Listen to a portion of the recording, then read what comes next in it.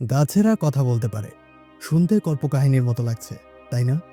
কিন্তু ব্যাপারটা একদম সত্যি। শত শত বছর ধরে মানুষ ভেবেছে গাছেরা নীরব প্রাণ, তারা কেবল বেড়ে ওঠে, শ্বাস নেয় আর মারা যায়।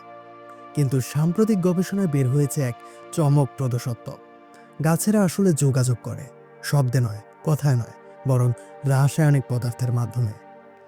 যখন কোনো গাছের ওপর পোকা আক্রমণ করে বা গরম, খরা কিংবা রোগে আক্রান্ত হয়, তখন তারা বাতাসে এক ধরনের অদৃশ্য রাসায়নিক ছড়িয়ে দেয়, যার নাম ভোলাটাইল অর্গানিক কম্পাউন্ডস বা বিওসিএস।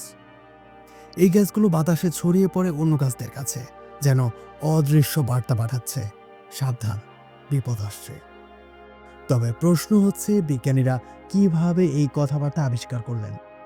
একটি বিখ্যাত পরীক্ষায় বিজ্ঞানীরা কয়েকটি উইলো গাছ পাশাপাশি রাখলেন। যখন একটি গাছে পোকা আক্রমণ করলো, তখন আশেপাশের অন্য গাছগুলোও দেখা গেল তারা নিজেদের প্রতিরোধী রাসায়নিক তৈরি করছে, যেন আক্রান্ত গাছটি বাকি গাছগুলোকে সতর্ক করে দিয়েছে।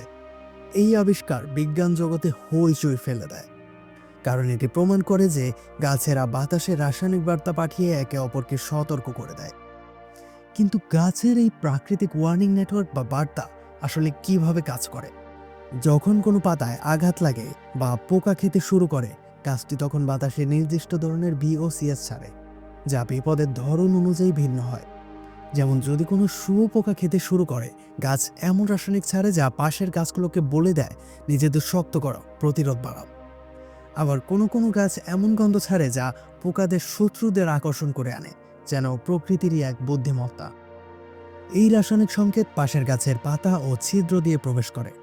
তারা সংকেত বুঝে নেয় আর নিজের শরীরে প্রতিরোধী পদার্থ তৈরি করে, পাতা শক্ত করে, তিক্ত স্বাদ তৈরি করে, যাতে পোকাদের আর খেতে ভালো না লাগে। এ যেন গাছেদের ওয়্যারলেস ইন্টারনেট নেটওয়ার্ক, নীরব, অদৃশ্য, অথচ অসাধারণ বুদ্ধিমত্তার। আরও আশ্চর্যের বিষয় হলো, বিজ্ঞানীরা বলেছেন গাছেরা হয়তো শব্দের মাধ্যমেও যোগাযোগ করে। 2019 সালের এক গবেষণায় দেখা গেছে, গাছ যখন পানি না পায় বা কেটে ফেলা হয়, তারা এক ধরনের অতি সূক্ষ্ম শব্দ উৎপন্ন করে, যা মানুষের কানে শোনা যায় না, কিন্তু সংবেদনশীল মাইক্রোফোনে ধরা যায়। মানে গাছেরা শুধু রাসায়নিক নয়, বরং রাসায়নিক ও শব্দ দুই মাধ্যমেই বার্তা আদান প্রদান করে। এ যেন এক রহস্যময় ভাষা, যা আমরা কেবল মাত্রই বুঝতে শুরু করেছি। তবে এই আবিষ্কার মানব সভ্যতার জন্য আদৌ কোনো গুরুত্ব বহন করে? হ্যাঁ, করে। কেননা গাছেরা কিভাবে যোগাযোগ করে তা জানা সম্ভব হলে বিজ্ঞানীরা প্রাকৃতিকভাবে ফসল রক্ষা করার নতুন উপায় তৈরি করতে পারবেন, যাতে ক্ষতিকর কীটনাশক ব্যবহার কমে যায়। ভবিষ্যতে কৃষকরা হয়তো এই রাসায়নিক সংকেত ব্যবহার করে আগেই জানতে পারবেন গাছের স্ট্রেস, রোগ বা পোকা আক্রমণের খবর। এটি কৃষি জগতে এক বিপ্লব ঘটাতে পারে।